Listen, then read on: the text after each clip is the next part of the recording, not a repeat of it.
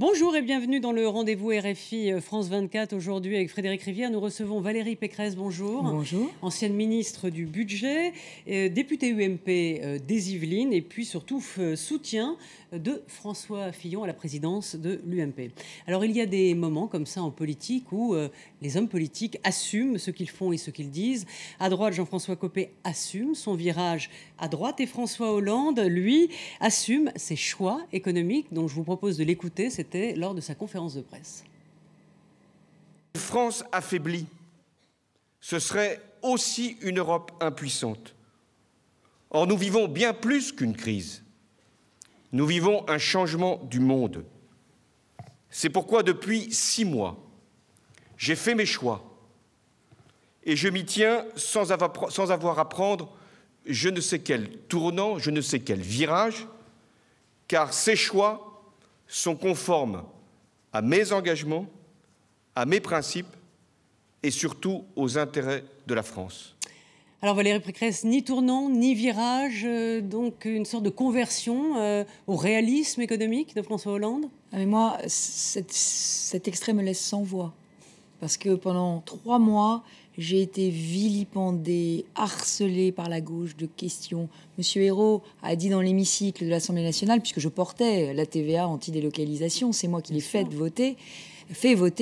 Et Monsieur Hérault a dit cette parole forte, c'est une faute politique, économique et sociale. Et aujourd'hui, M. Hollande nous dit mais non, je n'ai pas fait de la TVA sociale le totem à abattre du sarkozysme pendant toute la campagne électorale. Mais non, je ne me suis pas renié. Mais non, j'ai pas changé d'avis. Enfin, je veux dire, c'est un mensonge. C'est 0,4 au lieu de 1,6, c'est pas tout à fait la même chose. 0,4 points au lieu de 1,6 points, c'est pas la même chose. Pardon, plus 3 points sur la TVA à 7.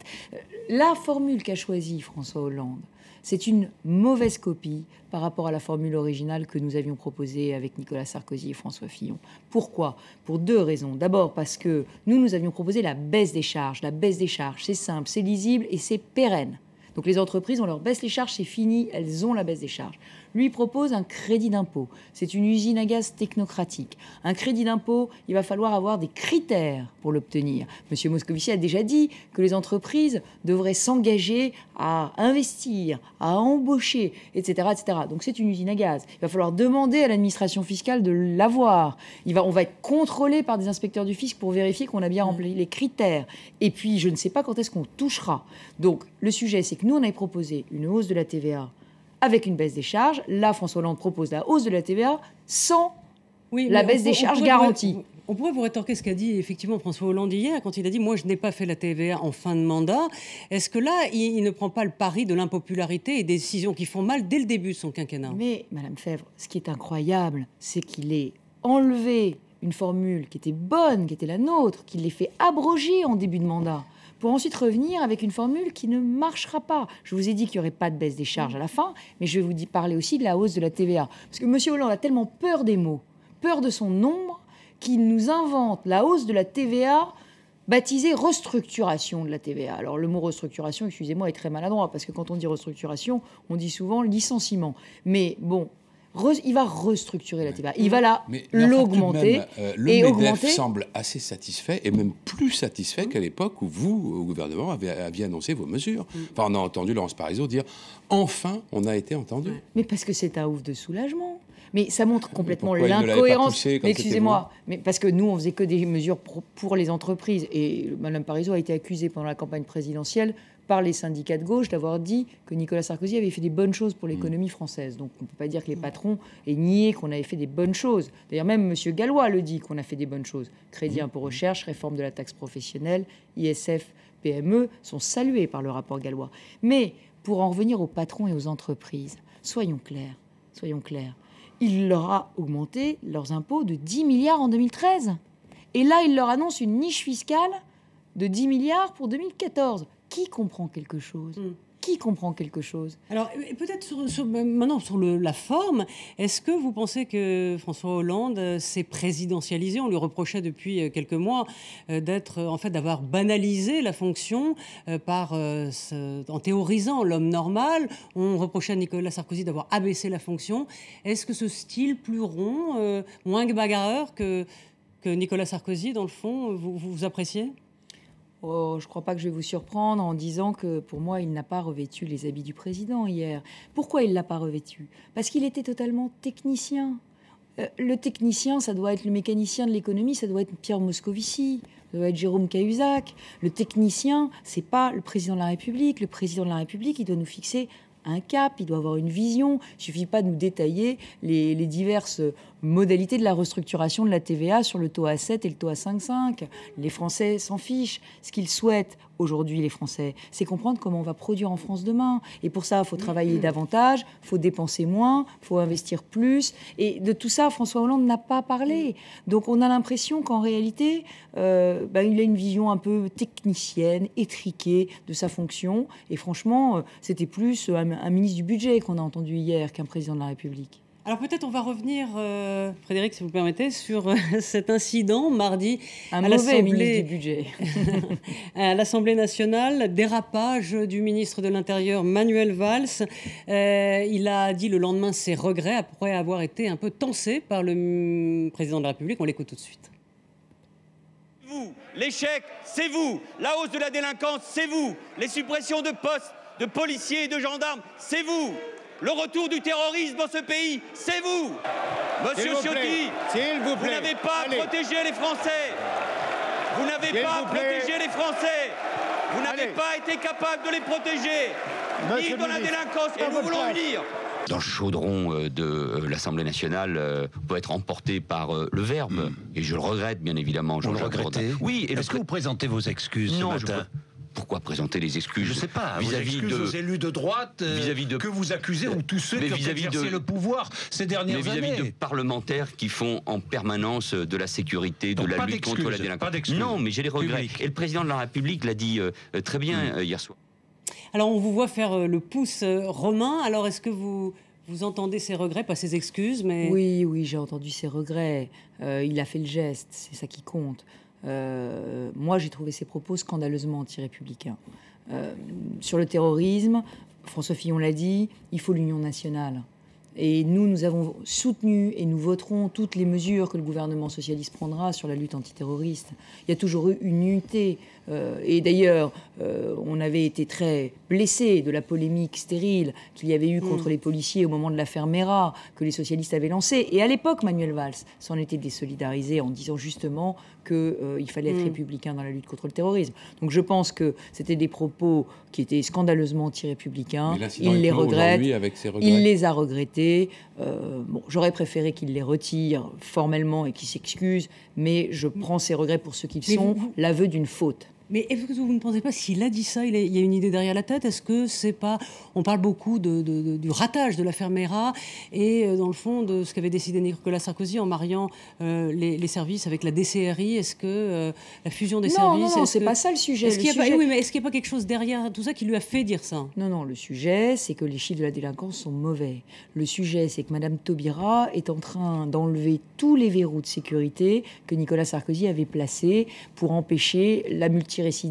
Elle veut enlever les comparutions immédiates qui permettent aux victimes de ne pas retrouver leur agresseur le lendemain dans la rue de leur quartier. Elle veut vider les prisons de ce qu'elle appelle les courtes peines, c'est-à-dire des gens qui ont quand même été condamnés à 2 ou 3 ans de prison ferme. Elle veut enlever les peines planchées. Bref, tout ça, c'est des signaux d'impunité qui ont été clairement vus par les délinquants. Les chiffres de la délinquance repartent. Vous avez entendu tout de même ce qu'a dit Jean-Pierre Raffarin, pourtant, ce matin. Emmanuel Valls est inquiet. Pas trop Manuel Valls, c'est le ministre le plus à droite. Ça serait idiot de le faire chuter. Mais le sujet n'est pas d'attaquer une personne. Le sujet, c'est la politique qui est menée. Une politique de sécurité, elle est sur 2 jambes. 2 jambes. Les policiers, la justice. Si vous avez plus de policiers dans la rue, ce que veut, paraît-il, faire Manuel Valls, c'est très bien. Mais à quoi ça sert si la justice relâche les délinquants, si elle ne les condamne pas sévèrement, s'ils n'exécutent pas leur peine, s'ils sont encore dans la rue? Ça ne servira qu'à décourager les pauvres policiers qu'on aura mis sur le terrain. Et vous savez très bien que ça ne marche Donc pas. Le maillon faible, c'est l'angélisme de Jospin. Le maillon faible, c'est Taubira. Non, le maillon faible, c'est François Hollande. Le maillon faible, c'est le président de la République qui n'est pas capable de donner un cap sécuritaire de respect de la loi dans ce pays. Emmanuel Valls n'y est sans doute pas pour grand-chose, mais il ne faut pas faire des rodomontades et des coups de menton quand on n'a pas les moyens de mener sa politique. Alors, on va en parler, bien sûr. Un sujet qui vous intéresse, bien sûr, c'est le duel Copé-Fillon. J'ai l'impression qu'il est temps que ça se termine, parce que là, les noms d'oiseaux fusent.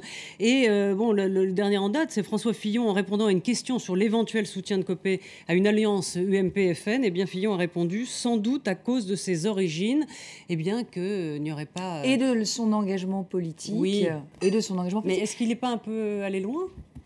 Écoutez, vraiment, il n'y a aucun commentaire à faire sur la moindre polémique sur cette affaire. Je pense qu'aujourd'hui, nous sommes dans la dernière ligne droite de la campagne. Ça n'est pas l'avis de tout le monde. Il y a des proches de Jean-François Copé qui disent qu'il faudrait quand même qu'il s'explique sur ses propos. Ça s'appelle une polémique de campagne montée de toutes pièces pour essayer de déstabiliser l'adversaire dans la dernière ligne droite, de le calomnier. Parce qu'il n'y a rien dans l'engagement gaulliste de François Fillon qui permette de nourrir cette calomnie. Mais les mots ont un sens.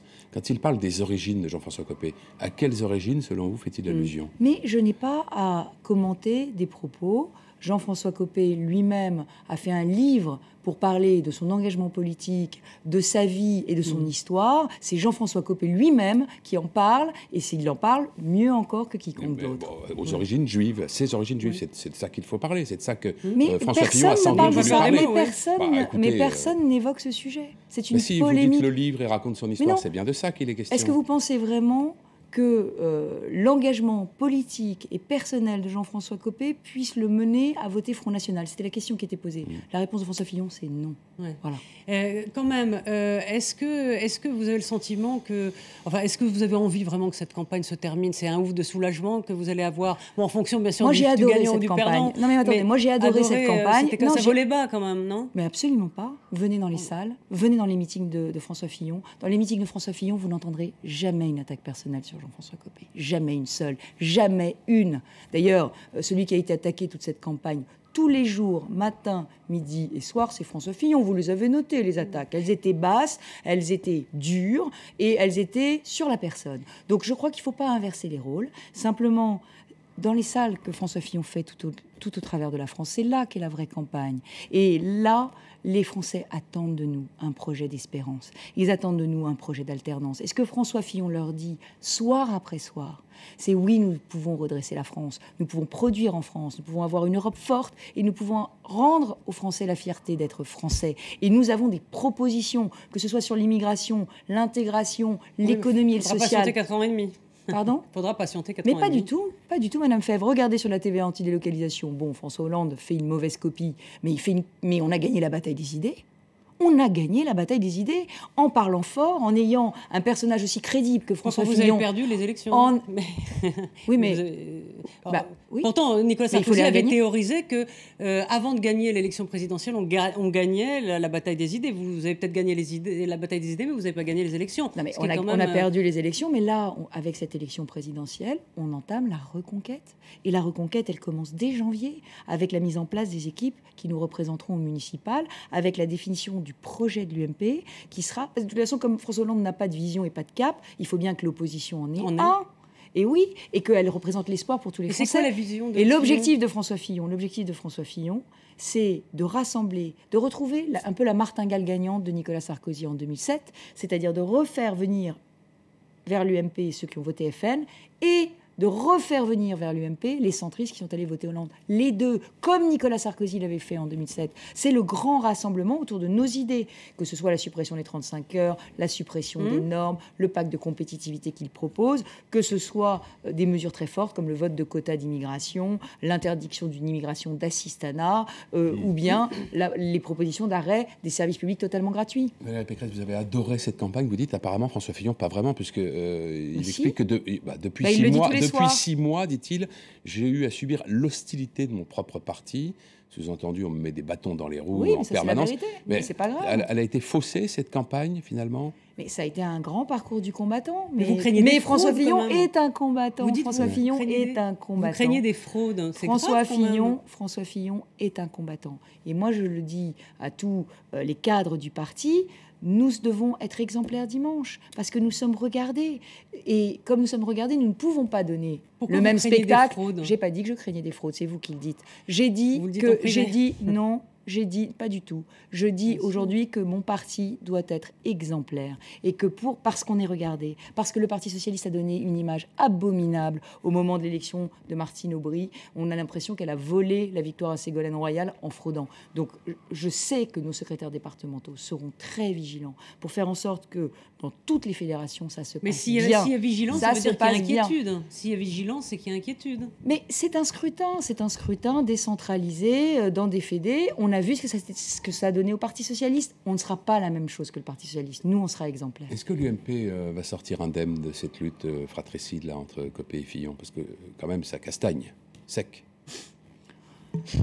Je crois qu'aujourd'hui, ce qui est important, c'est le rassemblement. François Fillon ne peut pas avoir fait toute la campagne sur le rassemblement, sans avoir comme premier objectif, le lendemain de son élection, de rassembler toute sa famille derrière lui. Et moi, j'ai de nombreux députés qui soutiennent aujourd'hui, et sénateurs qui soutiennent aujourd'hui Jean-François Copé, qui sont venus me dire, tu sais, si François Fillon l'emporte, il n'y aura qu'un seul chef, on sera tous derrière lui. Moi, je pense que les cicatrices se refermeront très très vite. Je regrette qu'il y en ait. Vous seriez prête à travailler sans ressentiment avec Jean-François Copé? Mais moi, j'ai aucun problème. Moi, je n'ai pas de ressentiment. Moi, je ne sais pas ce que c'est que le ressentiment. C'est pas un sentiment qui m'anime. Moi, le seul sentiment qui m'anime, c'est le sentiment de la catastrophe annoncée pour le pays avec François Hollande et l'urgence de regagner par les urnes dès 2014 et de faire basculer le Sénat. Parce que si on fait basculer le Sénat en 2014, ça donnera un vrai coup d'arrêt à la politique de François Hollande. Et en 2 mots, pourquoi Fillon plutôt que Copé pour vous?